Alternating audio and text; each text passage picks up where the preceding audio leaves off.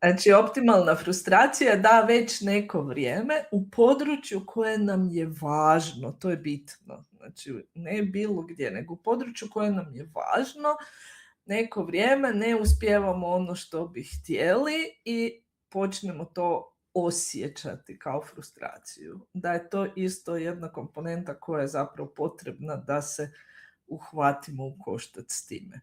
Kad se vratimo na ovaj primjer kad ljudi kažu evo samo da to riješim pa ću doći, možda baš to, taj zadatak ako će ići teže ili ako neće uspjeti ili ako bude dovoljno frustrirajući, ispričavam se što koristim taj termin, ali koriste ga i autori, dakle ako nam ta frustracija pređe onaj prag tolerancije, ok, aj sad da vidim kako bi se to moglo.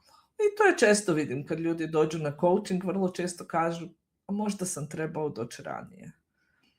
Možda, a možda i ne.